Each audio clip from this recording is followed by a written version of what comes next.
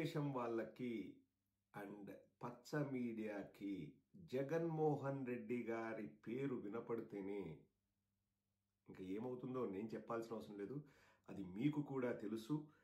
జగన్మోహన్ రెడ్డి గారి గురించి వాళ్ళు మనసులో ఏమనుకుంటున్నారు, వాళ్ళు ఎలా భయపడుతున్నారు, భయపడుతూనే వాళ్లకు తెలియకుండానే జగన్మోహన్ రెడ్డి గారికి ఎలా ఎలివేషన్స్ ఇస్తున్నారన్నది ఒక్కసారి వింటే మనందరికి కూడా అర్థమవుతుంది. వాళ్ళ మనసులో జగన్మోహన్ రెడ్డి గారంటే ఎటువంటి భయం ఉందో, ఎటువంటి ఆ తత్తరపాటు ఉందన్నది మనము ఒక్కొక్క వీడియో చూస్తే మనకు అర్థమవుతుంది. కానీ వాళ్ళు అంటే అనుకోకుండా వాళ్ళు ఎలివేషన్స్ ఇస్తుంటే ఆ కిక్కే వేరు. కానీ పూర్తిగా జగన్మోహన్ రెడ్డి గారికి ఎలివేషన్స్ ఇస్తే కూడా మళ్ళా బేటాలు రావు కదా, సో అక్కడ ఏదో ఒకటి మెలిక పెడుతూ ఉంటారు. నిన్న ఏబిఎన్లో ఒక ప్రోగ్రాం వచ్చింది. ఆ ప్రోగ్రాంలో జగన్మోహన్ రెడ్డి గారి గురించి వాళ్ళు ఏం మాట్లాడుతున్నారో ఒక్కసారి వినండి. దాన్ని తెలుగుదేశం నుంచి బేటా రాదు, అది వేరే విషయము. 3 నెలలకే స్ట్రాంగ్ అయ్యారంట, 6 నెలలకే ఇంకా నెక్స్ట్ అధికారంలోకి వచ్చేది నేనే అన్నట్లు ప్రచారం చేసుకుంటున్నారని చెప్పారు. ఇది 2 ఆస్పెక్ట్స్ గా మనం చూడొచ్చండి. మొదటిది వాళ్ళ పాయింట్ ఆఫ్ వ్యూలో వాళ్లకు సుస్సు పడుతుంది.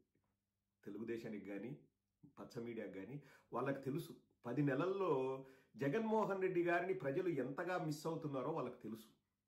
జగన్మోహన్ రెడ్డి గారికి ఆ బలం, ఆ ధైర్యం ఎక్కడి నుంచి వచ్చింది అంటే జగన్మోహన్ రెడ్డి గారి పార్టీ ఎలక్షన్స్ లో ఓడిపోయి ఉండొచ్చు, కానీ ఒక వ్యక్తిగా జగన్మోహన్ రెడ్డి గారు ఓడిపోలేదు. అది ఈ పచ్చ మీడియా అండ్ తెలుగుదేశం వాళ్ళు గుర్తుపెట్టుకోవాలి.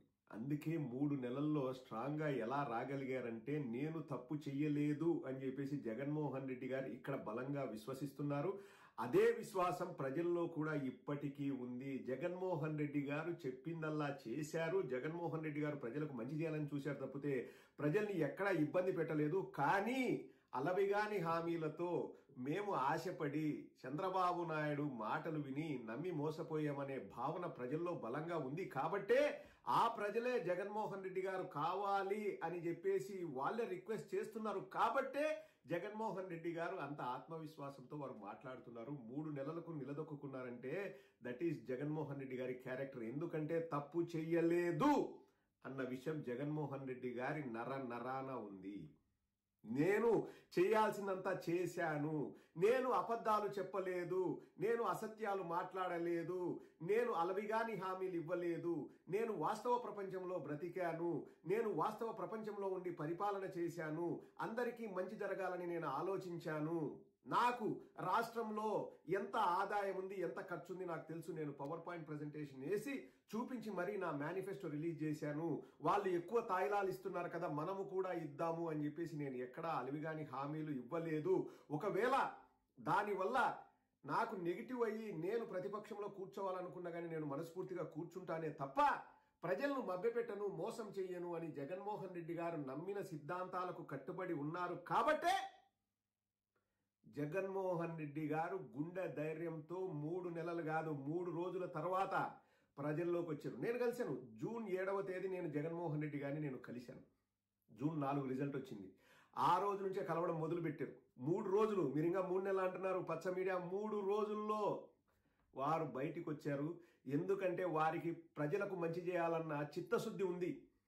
తన కోసమో తను అధికారంలోకి రావడం కోసమో అబద్ధాలు అలివిగాని హామీలు ఇచ్చే క్యారెక్టర్ కాదు జగన్మోహన్ రెడ్డి గారిది. We are all proud of it. ఒక జగనన్న సైనికుడిగా నేను గర్వపడతా.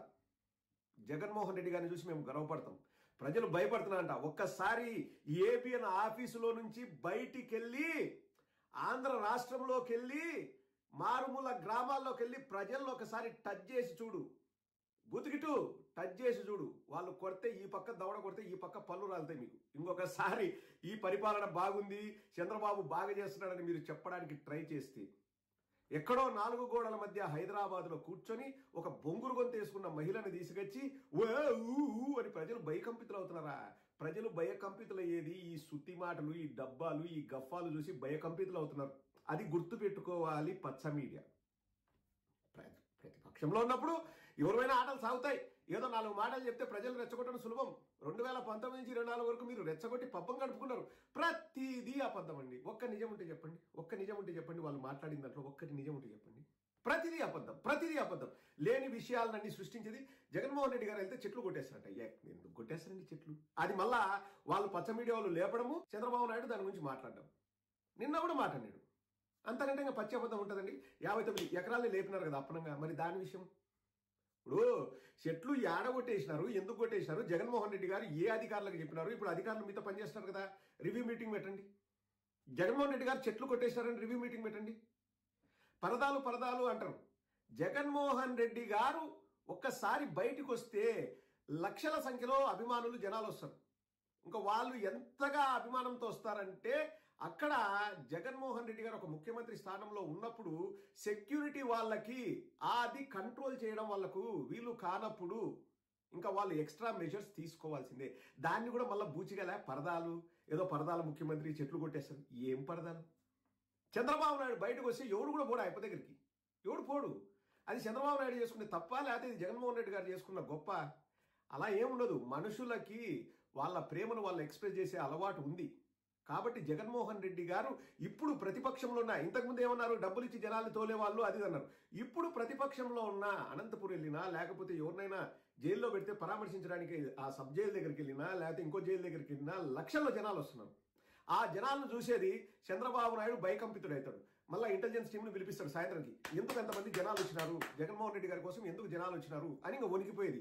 నిజంగానే వచ్చినారా లేకపోతే అబద్ధంగా వచ్చినారా, క్రేజ్ ఎందుకుంది జనాలకి, ఓహో నేను జనాలతో టచ్లో లేనట్లు వాళ్ళు ఫీల్ అవుతున్నారా, పోతా కుర్తి కలుపుతా, పోతా బడ్డీ కొట్టు దగ్గరికి వెళ్తా ఒక బార్బర్ షాప్ దగ్గరికి పోతా, రోజు జనాలకు డబ్బాలు కొడతా, గఫాలు కొడతా.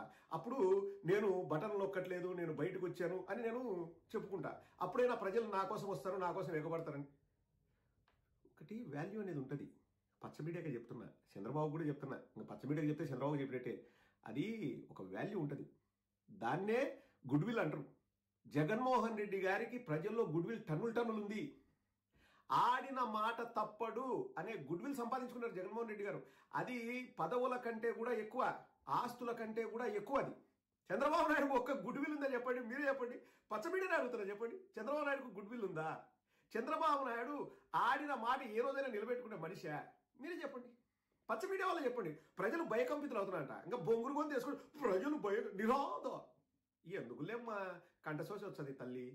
అక్క బూతికిట్టు లెక్కిస్తున్నాడు సరే, మాట్లాడేటప్పుడు మనం కూడా వృత్తి ధర్మం అనేది ఉంటుంది. ప్రజలు భయకంపితులు అవుతున్నారా? ఈ ఆ ఊర్లో అవుతున్నారు, 4 గోడల మధ్య పచ్చ గొట్టాల మధ్యలో ఏమైనా భయకంపితులు అవుతున్నారా? మీకు నాకు ఓపెన్ ఛాలెంజ్. ఈ బూతికిట్టు ఛానల్కు మాకే ఓపెన్ ఛాలెంజ్. పోదాం, మేము ఒక 10 మందిని తీసుకొస్తాం, మీరు ఒక 10 మంది తీసుకురండి, ప్రజల్లోకి పోదాం. ఎవరు భయకంపితులు అవుతున్నారు, ఎవరిని ప్రజలు తిట్టుకుంటున్నారు, ఇంకా లైవ్ పెట్టుకుందాం. మీరే చూస్ చేసుకోండి. ప్రజల్ని న్యూట్రల్ అనే వాళ్ళనే తీసుకొచ్చి మాట్లాడదాం. అందులో ఒక కళాకారుణ్ణి, ఒక మేధావిని, ఒక చదువుకున్నవాడిని, ఒక వృత్తి పనులు చేసుకునే వాళ్ళను, శ్రామికులను, రైతులను, కర్షకులను, కార్మికులను, మహిళలను, పిల్లల్ని అందరినీ గ్రూప్ చేసి ఎవరి పరిపాలన బాగుంది, ఎవరు చెప్పిన హామీలన్నీ ఇచ్చారు, ఎవరు మంచిగా చూసుకున్నారు, ఎవరు డబ్బాలు కొడుతున్నారు, ఎవరు గఫాలు కొడుతున్నారు, ఎవరు అబద్ధాలు చెప్తున్నారు, ఎవరు కల్లిబొల్లి మాటలు చెప్తున్నారు, ఎవరు అసలు అలివిగాని హామీలు ఇచ్చారనేది పోయి మాట్లాడదాం. అప్పుడు తెలుస్తుంది కదా ప్రజలు భయకంపితులు అవుతున్నారా, ఈ జాకీలు పెట్టే వాళ్ళు భయకంపితులు అవుతున్నారా అని. కానీ బూతికిట్టు, నీకు తెలియకుండానే నువ్వు జగన్ని పొగుడుతున్నావు. అది నీకు తెలియట్లే. 3 నెలలకే వచ్చాడు తేరుకు.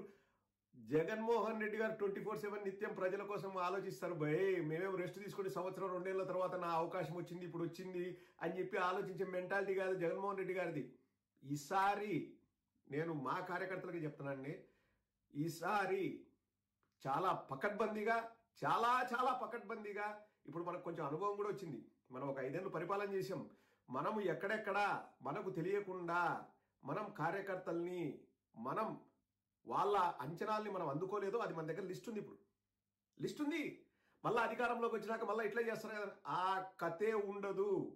ఇప్పుడు ఒకసారి మనకు అనుభవం వచ్చింది కాబట్టి నెక్స్ట్ టైం ఎలా ఉంటుంది 2.0 అన్నది మన కార్యకర్తల ప్రభుత్వం అది ఉండబోతుంది.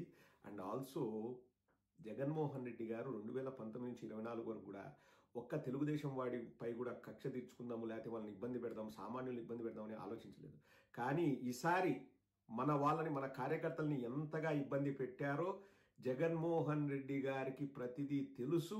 జగన్మోహన్ రెడ్డి గారి ప్రణాళిక లేకపోతే పార్టీ కార్యాచరణ అంతా